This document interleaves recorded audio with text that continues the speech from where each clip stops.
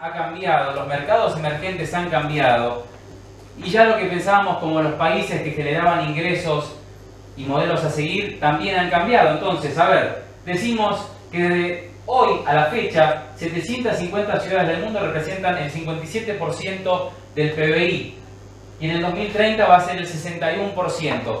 Este dato, que es importante saberlo, decimos que hoy en día el concepto de las Smart Cities cada vez toma un mayor peso.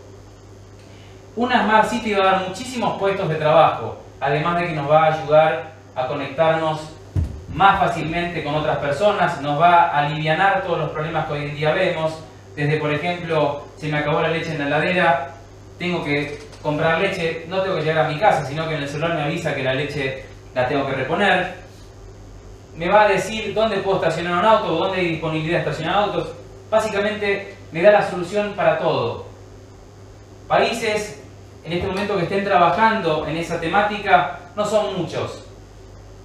El mercado en el cual yo hablo, que es la India, va a tener 25 ciudades inteligentes de aquí al 2030. Son ciudades que van a ser principalmente Smart Cities en todo sentido. Entonces eso es empezar a pensar que conceptos como por ejemplo pensar en un plan como el que está plasmando India en el Digital India, plasmar un programa en un país latinoamericano que se llame Digital Argentina, Digital Colombia, pero que se empiece a trabajar en serio, porque no es nada más hacer la presentación y quedarse y dormirse en los laureles, es decir, bueno, India está tomando partido en el asunto, el 86% de lo que es la moneda hoy en día en India se maneja de manera digital, ya no es más papel moneda. Entonces, estos conceptos que son claros y que son básicos, decimos, los negocios ya no se hacen más entre países, son entre ciudades. Entonces, si tenemos que decir el G20 o el G7 o el G9, ya no sirven. Hay 25 ciudades en China, por ejemplo, y en India que tienen un mayor PBI que Argentina, Indonesia, Colombia, Venezuela, ni se diga, o sea, y que no se consideran países. Cuando pasó la asunción de Donald Trump, el gobernador de California dijo, nosotros nos tenemos que independizar, porque California, por términos de PBI, es la quinta economía a nivel global hoy en día, y para muchos la cuarta. Y California no es Estados Unidos, porque no tiene el problema que tiene Estados Unidos en general, con el tema de pobreza e inclusión social. Entonces, si ellos dicen, vamos a seguir un modelo de una persona que dice que hay que poner barreras, no hay que traer técnicos de países asiáticos como India, como China, básicamente Silicon Valley hoy en día es gracias a China y a India, porque si no Silicon Valley no existiría. Pero déjenme decirles que ya ese modelo no es responsable por una persona, ese modelo es por un conjunto de personas que hace que en 15 o 20 años tengan problemas muy severos si siguen tomando esas decisiones. Las principales ciudades, porque básicamente cuando hablamos de hacer negocios decimos las ciudades son las que van a representar las economías.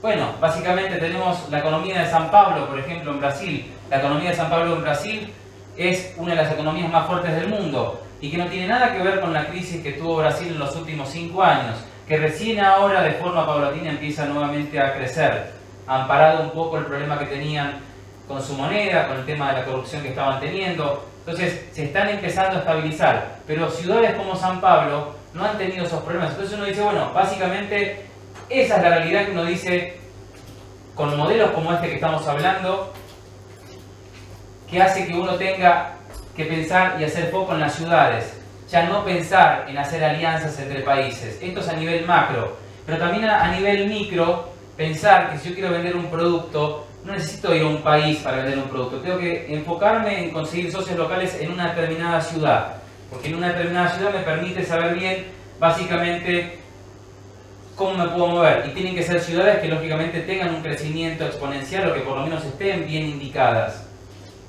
Como les decía, ya en el 2030 el 35% va a depender básicamente de las ciudades en términos económicos. Y fíjense el aumento del PIB, 37 billones de dólares. Entonces son datos que para dar cuenta que son datos basados por el Fondo Económico Mundial, no son datos basados por mí. Uno dice, ya apuntar a la economía de un país a otro país ya es una idea obsoleta. Hay que pensar en hacer negocios entre ciudades. En Argentina, en Colombia, en Ecuador, que son mercados que yo conocí y que tengo la posibilidad de haber estado en ciudades, yo veo que básicamente, sin contar Perú y otros mercados más aquí en Latinoamérica, que yo veo que hay ciudades que crecen más que otras y que básicamente eso no condice con la realidad de sus países. Y generalmente decimos en el caso de San Luis, en Argentina es una provincia que muchos admiran porque tiene conectividad a internet hace muchísimo tiempo gratis para todos, que tiene un nivel de desocupación casi nulo, que tiene una educación muy buena. Entonces, estamos hablando de una provincia. En el año 2013 San Luis viajó a Chennai porque la India puso una planta eólica en San Luis, a partir de ahí se creó la cámara Chennai-San Luis. Entonces San Luis empezó a generar un cambio con un mercado estratégico como en este caso es la India. ¿Qué pasaría con las demás provincias que están ahí con todo ese potencial económico para crecer y que no despegan porque no hacen convenios con ciudades de otros países? Y se cierran nada más en la idea, no, si la presidencia no hace nada, entonces yo no hago nada, necesito hacer. Entonces, bueno, básicamente tengo que yo, como gobernador de mi ciudad o como intendente de mi municipio, empezar a hacer foco con localidades, ser específicos. El consumo en las ciudades, básicamente, fíjense, se va a incrementar a 18 billones. Estamos hablando nada más de aquí a unos poquitos años. Este es un nuevo sistema de economías, la economía de las ciudades, no de países. Y cuando hablamos de la economía de ciudades es estas joint ventures entre ciudades. Es mucho más práctico porque muchas veces dicen, no, si yo tengo que trabajar una idea económica de un país con otro país, demora mucho tiempo.